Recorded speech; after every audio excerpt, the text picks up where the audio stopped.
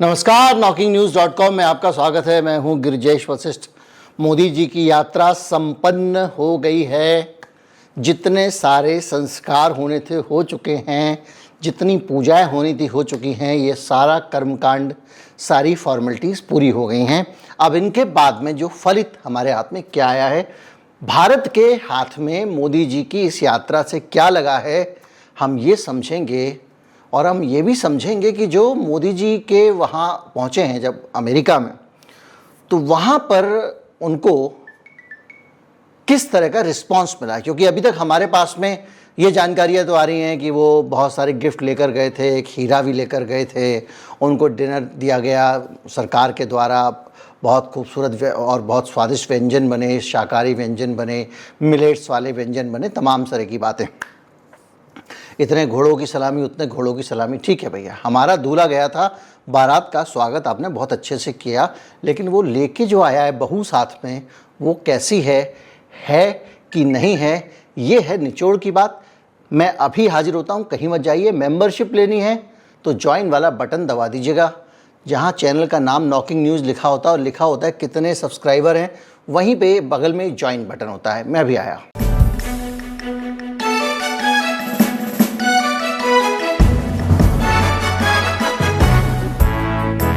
सबसे पहले तो मोदी जी की प्रेस कॉन्फ्रेंस की बात कर लेते हैं। सारे लोग उसी की बात कर रहे हैं, वहीं से शुरू करते हैं। उसके बाद देखेंगे कि वहाँ पर और क्या रिस्पांस आया, वहाँ का अमेरिका का संदेश क्या है, मैसेज क्या है, और हम क्या डील करके आए हैं और कौन सी डीलें अभी तक गुप्त हैं, इस पर बात करेंगे। और ये भी समझने की कोशिश करेंगे कि आगे का क्या।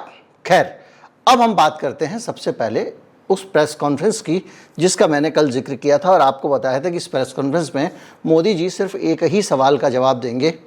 दो सवाल उनसे कुल पूछे जाने थे, दो में से एक हो गया ये एनवायरनमेंट को लेकर जो बिल गेट्स साहब का एजेंडा है उस पे हो गया कि जलवायु पे क्या करोगे वगैरह वगैरह। और दूसरा जो सवाल था, उस सवाल को मोदी जी ने क्या सफाई से घुमाया है, वो देखने लायक है। हमारा मीडिया मोदी जी ने जहां से जवाब दिया है उस हिस्से को तो उठा रहा है, लेकिन उस सवाल को उठा ही नहीं रहा है। वो जो मैडम जिसने सवाल पूछा है, जिस पत्रकार ने सवाल पूछा, उसने सबसे पहली लाइन ये बोली कि भारत को अपने लोकतंत्र पर गर्व है। और उस लोकतंत्र में उसने ये कहा निचोड़ में कि भैया ये बताइए, जो वहाँ पे अल्पसंख्यक हैं उनका जो उत्पीड़न हो रहा है, इसके अलावा जो जाति के मसले हैं, इसके अलावा वहाँ पे जो डेमोक्रेटिक स्पेस छोटा होता जा रहा है, इसके अलावा वहाँ पर जो अभिव्यक्ति की स्वतंत्रता कम होती जा रही है, तो ये सारी लोकतांत्रिक वैल्यू की चीज़ें जो कम हो रही हैं आपके देश में, इसको ठीक करने के लिए आप क्या करेंगे, ये प्रश्न था। मोदी जी ने अपना जवाब उस बात से शुरू किया जो उस लड़की ने कहा ही नहीं था। और मजेदार बात यह है कि इसको कोई पकड़ने को तैयार ही नहीं। आप सुन लीजिए पूरा, मैं सुनवाता हूं अभी आप। उस लड़की ने कहा ही नहीं कि कहा जाता है कि भारत में लोकतंत्र, और मोदी जी ने इसका उत्तर देना शुरू कर दिया, यानी सब गायब। उन्होंने कहा कि ये मत कहिए कि हमने सुना है कि भारत में लोकतंत्र है। भारत में लोकतंत्र है, और भारत के डीएनए में लोकतंत्र है। जैसे अमेरिका के डीएनए में लोकतंत्र है, हमारे डीएनए में लोकतंत्र है, ऐसा है वैसा है फलां ढिमका। उसके बाद में उन्होंने संविधान की किताब आगे रख दी। भारत के पास एक संविधान है, उसके हिसाब से जो है सबको समान अधिकार हैं, उस संविधान के अनुसार ही सबको समान अवसर मिलते हैं वगैरह वगैरह बोल के हमारा और बहुत अच्छा लोकतंत्र कह के निकल गए, यानी संविधान की आड़ ले ली। और भैया जो सवाल था वो इसके बाद का था कि भैया ये जो संविधान है, इस संविधान की ही जो अवहेलना हो रही है, उस पर ही तो सवाल था कि संविधान को लेकर, इस संविधान को इस देश में अच्छे से लागू करवाने के लिए, इसकी मूल भावना के अनुरूप देश चले, इसके लिए क्या कर रहे हो। सवाल का मूल आत्मा ये थी। पहले आप सवाल सुनिए, ध्यान से सुनिएगा। उसने कहाँ कहा कि हमने सुना है भारत में लोकतंत्र है, और उसके बाद मोदी जी का जवाब सुनिए तो आप समझ जाएंगे कि यार एक सवाल का जवाब देना था, वो भी नहीं दे पाए। वो अमेरिका के जो मीडिया वाले वहाँ बैठे हुए हैं, चलो आप विदेशी थे, आपको वो ज़्यादा क्रॉस नहीं कर सकते थे, लेकिन खैर आप पहले सुनिए क्या बोला है उन्होंने, उसके बाद आगे बढ़ते हैं। Mr. Prime Minister, India has long prided itself as the world's largest democracy, but there are many human rights groups who say that your government has discriminated against religious minorities and sought to silence its critics. As you stand here in the east room of the White House, where so many world leaders have made commitments to protecting democracy, what steps are you and your government willing to take to improve the rights of Muslims and other minorities in your country and to uphold free speech?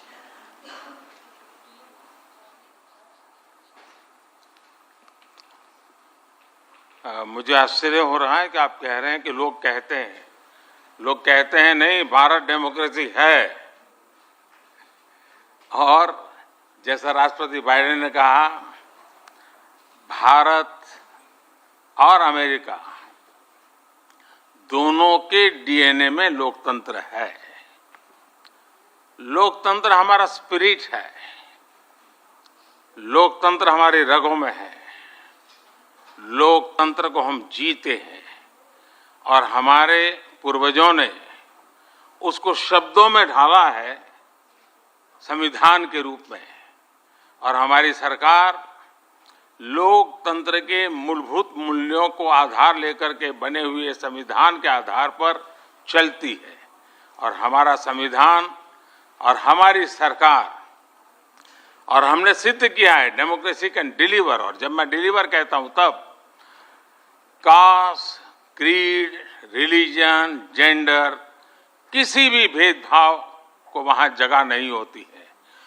और जब हम लोकतंत्र की बात करते हैं तब अगर ह्यूमन वैल्यूज नहीं है, ह्यूमैनिटी नहीं है, ह्यूमन राइट्स नहीं है, फिर तो वो डेमोक्रेसी है ही नहीं। और इसलिए जब आप डेमोक्रेसी कहते हैं, जब डेमोक्रेसी को स्वीकार करते हैं और जब हम डेमोक्रेसी को लेकर के जीते हैं, तब डिस्क्रिमिनेशन का कोई सवाल ही नहीं उठता है। और इसलिए भारत सबका साथ, सबका विकास, सबका विश्वास, सबका प्रयास, उन मूलभूत सिद्धांतों को लेकर के, और इसलिए हम चलते हैं। भारत में सरकार के जो बेनिफिट्स हैं वो एक्सेस टू ऑल है, जो भी उसके हकदार हैं उन सबको मिलते हैं। इसलिए भारत के लोकतांत्रिक मूल्यों में कोई भेदभाव नहीं है, न धर्म के आधार पर, न जाति के आधार पर, न उम्र के आधार पर, न भूभाग के आधार पर। और बिग डील जब कहा था मोदी जी के इस भाषण को अमेरिका के अधिकारियों ने, तो इसीलिए कहा था क्योंकि मोदी जी 9 साल से प्रेस कॉन्फ्रेंस नहीं कर रहे हैं और इस बार भी कोई प्रेस कॉन्फ्रेंस करना नहीं चाहते थे। लेकिन अमेरिका के अधिकारियों ने कहा कि सर, आज तक जो भी आया है व्हाइट हाउस में, वो व्हाइट हाउस में प्रेस कॉन्फ्रेंस करके गया है। अगर आप प्रेस कॉन्फ्रेंस करके नहीं जाएंगे तो बहुत ख़राब मैसेज जाएगा वगैरह वगैरह। तो उनको प्रेस कॉन्फ्रेंस करनी पड़ी। लेकिन ये जो पत्रकार है, इसने ये सवाल क्यों पूछे, ये एक समझने का मसला है। और ये सवाल बता रहे हैं कि पूरे अमेरिका आजकल यही सवाल पूछ रहा है। मैं आपको कुछ ट्विटर पे शेयर की गए वीडियो दिखाता हूं। इन वीडियोस में तरह तरह के क्राइम मिनिस्टर ऑफ इंडिया लिखा हुआ है। इन वीडियोस में भारत की जो पहलवानों के आंदोलन है उसको लेकर सवाल पूछे गए हैं। इन वीडियोस में गुजरात के दंगों को लेकर सवाल पूछे गए हैं, 2002 के दंगों को लेकर सवाल पूछे गए हैं, मुसलमानों के परसिक्यूशन को लेकर सवाल पूछे गए हैं। ये वीडियो वहाँ पे ट्वीट हो रहे हैं। और जो वीडियो ट्वीट हो रहे हैं उन वीडियो के अंदर क्या दिख रहा है? उन वीडियो के अंदर बड़ी बड़ी स्क्रीन है, कुछ ट्रक हैं जिनको चारों तरफ से एलईडी स्क्रीन से घेर दिया गया है। और उन ट्रकों के ऊपर, व्हाइट हाउस के आसपास की ये तस्वीरें, मोदी के खिलाफ नारे लिखे हुए हैं एलईडी लाइट्स से, जो बड़े बड़े सड़कों पे लगे होते हैं। और उन सब जो नारे लिखे हुए हैं उनका जो निचोड़ है वो यही है कि भारत में पॉलिटिकल स्पेस सिकुड़ रहा है, धार्मिक सहिष्णुता कम हो रही है, प्रेस की स्वतंत्रता कम हो रही है, नागरिक संगठनों पर पत्रकारों का उत्पीड़न हो रहा है, इंटरनेट पर प्रतिबंध बार बार लग रहा है। दुनिया में शायद सबसे ज़्यादा इंटरनेट भारत में बंद किया जाता है बात बात में। मानवाधिकार के उल्लंघन के गंभीर मामले हैं। और ये सारी चीज़ें वहाँ पर एलईडी स्क्रीन में मढ़ के लोग घूम रहे हैं। एक जगह तो ये भी लिखा था, इंडिया इन जीनोसाइड। सोचिए, नरसंहार चल रहा है भारत में। और ये सब बातें तब हो रही हैं जब हमारे यहाँ पे उत्तराखंड में जैसे हो रहा है, छांट छांट के एक धर्म के लोगों को बाहर निकाला जा रहा है। ऐसा इससे पहले जर्मनी में ही हुआ था। सरकार क्या कर रही है? सरकार इसको सख्ती से नहीं रोक रही है, इसलिए ये सवाल उठ रहे हैं। और ये जो निचोड़ की मैंने 5 बातें कहीं, ये बातें उन पत्रकारों ने ही नहीं पूछी, वो बातें यहाँ जगह जगह एलईडी स्क्रीन पे लगकर वहाँ पे लोग ने घुमा रहे थे। इंडियन कम्युनिटी के लोगों ने कई जगह प्रदर्शन किए, उसमें आदिवासी भी थे मणिपुर के, और व्हाइट हाउस के पास में उन्होंने वॉशिंगटन में प्रदर्शन किया बाकायदा। ये वीडियो आप देखिए, इस वीडियो में वो बाकायदा, और उस प्रदर्शन में कौन कौन लोग थे? वो पत्रकार शामिल था जिसने जस्टिस लोया कांड का खुलासा किया था, और उस आदमी ने बाकायदा भाषण दिया और बताया कि किस तरह से अमित शाह साहब जो हैं, जज बदलते ही कैसे आनन फानन में बगैर कागजात को स्टडी किए सब कुछ स्टडी करके छोड़ रहे, ये उन्होंने बताया। In India as an investigative journalist for more than 25 years, and my last investigative story about the murder of a judge, Judge Loya, ended my career as a journalist. And actually, that's an example what is the situation of journalists and the press freedom in India. The biggest story of 2017 ended my career. I'm here actually because I had heard that America upholds freedom of expression, America upholds democracy, America upholds liberty, America upholds secularism, and America is inviting the person who has downplayed all these values back home in India. Narendra Modi is known in India for the riots that happened in Gujarat 2002, and right now riots are happening there in Manipur for the last 1.5 months, more than 1.5 months. People are getting killed, people are getting displaced. It's an ethnic cleansing that is happening in Manipur. But the Prime Minister of India has chose not to utter a single word. उसी में बहुत सारे लोग थे, सिखों के प्रतिनिधि आए थे, अलग अलग भारत भर के धर्मों के प्रतिनिधि, बौद्धिक लोग, पत्रकार लोग, वकील लोग, सब थे। अब उसमें एक चर्च के भी रिप्रेजेंटेटिव थे। जब सभी वर्ग के थे तो आज कई लोग जो है उसकी फ़ोटो निकाल कर शेयर कर रहे हैं कि चर्च ने वहाँ पर एक प्रोटेस्ट आयोजित किया, जबकि वो चर्च का प्रोटेस्ट नहीं था। देखिए कैसे रंग देते हैं। तो बहरहाल ये जो तस्वीरें हैं इसमें बाकायदा बताया जा रहा है कि मोदी जी के पुतले 2 घूम रहे हैं। एक पुतला जो है वो कह रहा है कि ऑटोक्रेसी, दूसरा डेमोक्रेसी की बात कर रहा है। इसी तरह से सड़कों पे जहाँ से मोदी जी गुजरे थे वहाँ पे स्वागत करने के लिए भीड़ तो थी ही, बहुत सारे लोग इकट्ठे किए गए थे। आप सब जानते हैं जहाँ मोदी जी जाते हैं वहाँ ये लोग आते हैं, लेकिन इसके साथ साथ विरोध करने वाले लोग भी थे और वो वहाँ पे पैम्पलेट लेके खड़े हुए थे। हालांकि आज मैंने ट्विटर पे देखा कि उन लोगों का राहुल गांधी से संबंध जोड़ा जा रहा है सोशल मीडिया सेल द्वारा, और ये कहा जा रहा है कि ये सारे प्रोटेस्ट राहुल गांधी ने कराए थे जो अमेरिका में हुए थे। तो ये एक तरह से सोचने की बात ये भी है कि सोशल मीडिया सेल बीजेपी का क्या ये कहना चाह रहा है कि राहुल गांधी इतना पावरफुल नेता है कि वो, अभी तक तो पप्पू कहते थे आप, कि वो अमेरिका में इतने सारे प्रदर्शन आयोजित करा दे रहा है।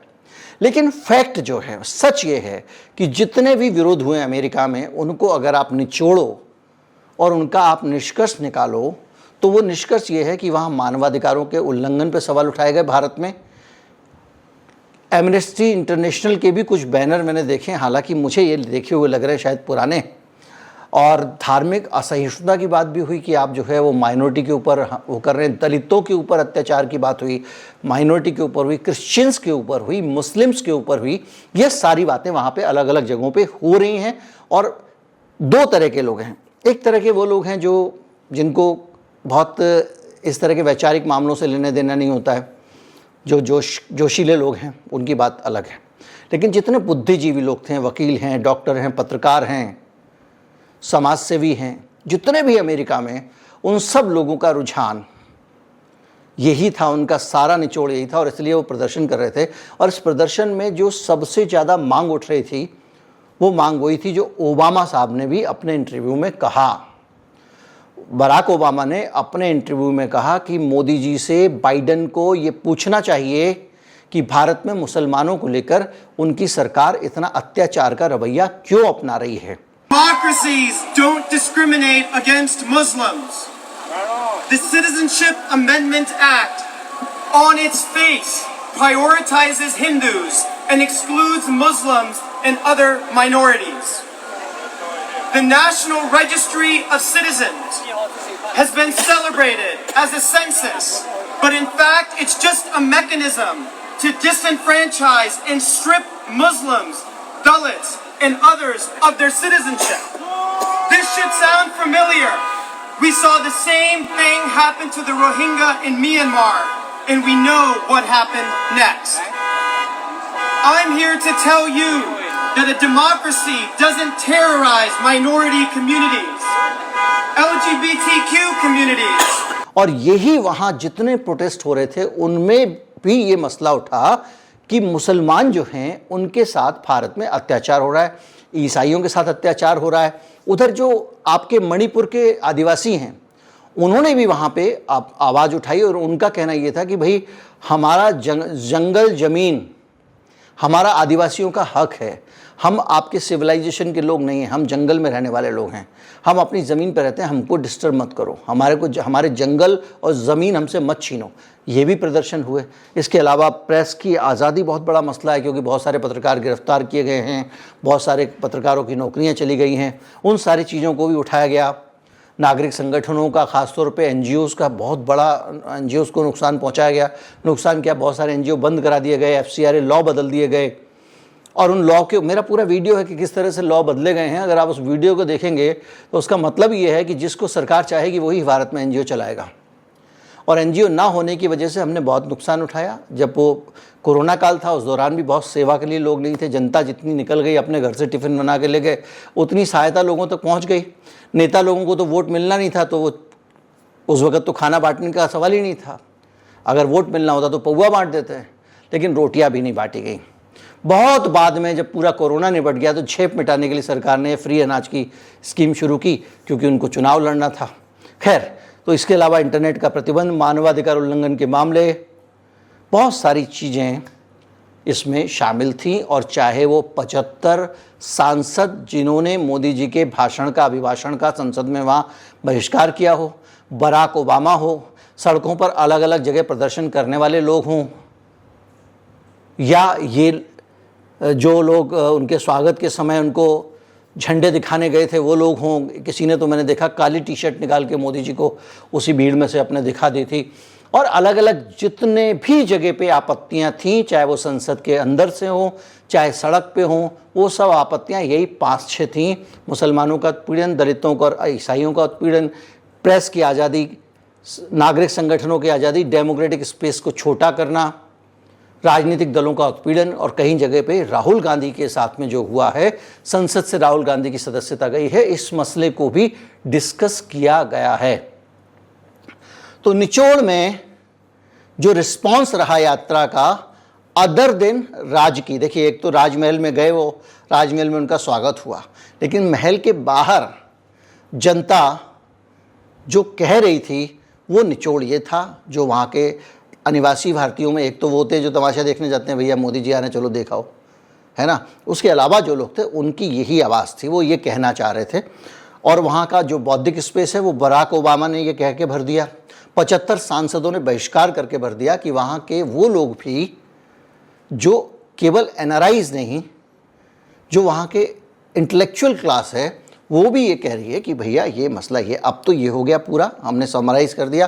पहली चीज़ ये कि मोदी जी प्रेस कॉन्फ्रेंस में आपको डक करके चले गए, सवाल का जवाब नहीं दिया, लेकिन वही सवाल जो सड़क पर थे, हर तरफ से पूछे जा रहे थे, उन सवालों को वो छोड़कर चले गए बगैर दबाव दिए, उसको उन्होंने घुमा दिया बहुत तरीके से। अब चूँकि मुकाबला बराबरी का होता तो पत्रकार ग्रिल कर देता, अगर यहाँ पे कोई और आदमी अगर प्रेस कॉन्फ्रेंस में प्रकाश जावड़ेकर बैठे होते मान लीजिए और फिर वो इस तरह घुमाते तो पकड़ लिए जाते। अब मसला ये है कि वहाँ से हमको मिला क्या। एक तो ये जनरल इलेक्ट्रिक जो है वो जेट इंजन बनाती है, उसकी हमको टेक्नोलॉजी मिली है। ये टेक्नोलॉजी 50 साल पुरानी टेक्नोलॉजी है, 50 साल में तकनीक कहाँ से कहाँ पहुँच गई, लेकिन हमको मिली है। हिंदुस्तान एरोनॉटिक्स लिमिटेड उन इंजन्स का इस्तेमाल करेगा। हमारे पास बेहतर तकनीक आने वाली थी इसी तरह के जेट इंजन्स की। जब हमने राफेल की डील की थी मनमोहन सिंह सरकार ने उस डील में टेक्नोलॉजी का ट्रांसफ़र भी शामिल था, जिसमें यहाँ के लोगों को ट्रेनिंग दी जाती, यहाँ के लोगों को हवाई जहाज़ बनाना सिखाया जाता और भारत में ही बाद में वो हवाई जहाज़ बनाया जाना था। लेकिन वो डील अब रद्द हो गई थी। बहरहाल एक तो ये आया। दूसरा ये है कि अब जो वर्ल्ड ऑर्डर का सवाल है, अब ये भी थोड़ा सा समझ लीजिए, मुझे मालूम है वीडियो लंबा हो जाता है। जो वर्ल्ड ऑर्डर का सवाल है उसमें भी आप इस चीज़ को जानिए कि अंदर दोनों ने कमरे में क्या बात की है ये तो हमको अभी तक नहीं पता है। हम तो शोर में ही खो गए, वो बातें हमको सुनाई नहीं पड़ रही हैं। वो बातें समय के साथ आएंगी, छिपा कुछ नहीं रहेगा। लेकिन जब तक वो पता ना चले एक तो तब तक पता नहीं चलता। दूसरा, मैं कान खोल के सुन लीजिए, जो लोग बहुत ज़्यादा हिंदुस्तान में डेमोक्रेसी के हिमायती हैं, जो लोग क्या बहुत बौद्धिक स्पेस की बात करते हैं और जो लोग वहाँ प्रदर्शन कर रहे थे, इन लोग को ये जान लेना चाहिए कि ये अमेरिका है और अमेरिका के साथ में रहकर किसी भी देश से आप ये उम्मीद ना करें कि वो वहाँ की डेमोक्रेसी की स्थापना के लिए काम करेगा। मैं 4 उदाहरण आपको देता हूँ, इसलिए भूल जाइए मोदी जी अगर इससे ज़्यादा भी कुछ करें, फासिज्म भी ले आएं, तो भी अमेरिका अपना फ़ायदा नुकसान देखेगा। सबसे बड़ा फ़ायदा ये कि भारत सबसे बड़ा दुनिया में हथियारों का खरीदार है, पहली चीज़, और अमेरिका दुनिया में हथियारों का सबसे बड़ा व्यापारी है। फिर भी भारत उनसे माल नहीं खरीदता है। तो माल मार्केट में जो सबसे ज़्यादा माल खरीदने वाला आदमी है वो आपकी सबसे बड़ी दुकान पे नहीं आ रहा है, तो आप क्या करोगे? उसको लाने के लिए यही सब तो करोगे, महल वहल में स्वागत वागत करोगे, उसको कहोगे भैया माल तो हमसे ही खरीदना पड़ेगा आपको। चाय पीजिए सर, कॉफ़ी पीजिए सर, ये कीजिए सर, आपको बियर पिलाता हूँ, सब कुछ स्कीम भी दे देगा। एक तो ये मसला है। दूसरा मसला आप ये भी समझिए कि दुनिया के उदाहरण है हमारे सामने। नेतन्याहू इजराइल का, उस आदमी ने वहाँ पे कोर्ट की पावर ख़त्म कर दी, सुप्रीम कोर्ट की पावर ख़त्म कर दी वहाँ पे। पूरा डिटेल वीडियो देख लीजिएगा। लोग सड़कों पर लाखों लोग उतर के आ गए और वो आदमी करप्शन का आरोपी था, क्योंकि उसने वहाँ पे जो प्रेस है इजराइल की उसके ऊपर पूरा कब्जा कर लिया था। कैसे किया था? प्रेस वालों को कहा कि मैं तुमको तुम्हारा सर्कुलेशन बढ़ाऊंगा, अखबार वाले को कहा ऐसी नीतियाँ बनाऊंगा तुम्हारा सर्कुलेशन बढ़े और तुम उसके बदले में मेरी तारीफ छापो। अब गोदी मीडिया तो हम चारों ही तरफ देखते हैं, यहाँ पे ये भ्रष्टाचार भी नहीं माना जा रहा, वहाँ पे है। बहरहाल उसके बाद उस आदमी ने कहा कि जब ये मामला करप्शन का चला, सुप्रीम कोर्ट सज़ा होने वाली थी, तो उसने कानून बना दिया कि संसद के किसी भी सदस्य को सज़ा देने का अधिकार सुप्रीम कोर्ट को है ही नहीं। यानी डेमोक्रेसी का बना दिया कीमा। आप बताइए मुझे क्या हुआ? क्या कर लिया अमेरिका ने? क्या बिगाड़ लिया? तुर्की एर्दोगान ने वहाँ पर धीरे धीरे करके सारी स्वतंत्रताएं ख़त्म कर दी हैं, मीडिया की, प्रेस की, इसकी उसकी, इंटरनेट की। ऐसे ऐसे कानून बनाए हैं कि आप यूट्यूब पे भी वीडियो उसके खिलाफ नहीं बना सकते हो। क्या कर लिया? और अमेरिका को फ़ायदा हो तो तालिबान के साथ डील कर ली थी, दोहा समिट, आपको याद है किस तरह से ट्रंप ने तालिबान के साथ में डीलिंग की। वहाँ की चुनी हुई सरकार को बाहर किया गया, तालिबान को अफ़गानिस्तान का राज सौंपा गया और अमेरिका वहाँ से उड़ गया। अब अफ़गानिस्तान के लोग झेल रहे हैं। जो स्कूल कॉलेज जाती थी लड़कियाँ, उनको घर में रोटी बनानी पड़ रही है, उनका घुसना बंद हो गया। जरा पर्दा हटाएं तो कोड़े मारते हैं पुलिस के लोग। दुर्गति हो गई पूरे समाज की। किसने किया? अमेरिका ने किया। तो बहुत सारा अमेरिका से आप डेमोक्रेसी की उम्मीद अगर रख रहे हों तो उसको भूल जाइए, ऐसे ही चलेगा। बहरहाल लेकिन चर्चा जो है वो यही है और चर्चा में यही चीज़ें हैं। हमारे को जो हाथ में निहितार्थ मिला वो ये मिला कि अमेरिका में और पूरी दुनिया में जो भारत के अंदर नॉन डेमोक्रेटिक गतिविधियां हो रही थी उनके बारे में एक्सपोजर हुआ, सबको पता चला। मोदी जी को व्हाइट हाउस में अच्छा खाना मिला, भारत को कुछ क्रायोजेनिक इंजन मिले। मोदी जी को हो सकता है कि ट्विटर पे थोड़ा अब रीच कम या ज़्यादा करने का मौका मिल जाए, क्योंकि वो ट्विटर के मालिक साहब जो हैं एलन मस्क, वो अब साष्टांग हो गए हैं। और ये भी हो सकता है कि एलन मस्क को भारत में कार बेचने का मौका मिल जाए बगैर यहाँ फैक्ट्री लगाए इस ट्विटर राज के बदले। ये एक छोटा सा एनालिसिस है पूरा का पूरा। इस यात्रा का निचोड़ आप बहुत सारे निकाल सकते हैं। उम्मीद करता हूँ वीडियो आपको अच्छा लगा होगा। अच्छा लगा हो तो ज़्यादा से ज़्यादा लोगों तक पहुँचाएँ। चैनल को सब्सक्राइब कर लें। नमस्कार, जय हिंद।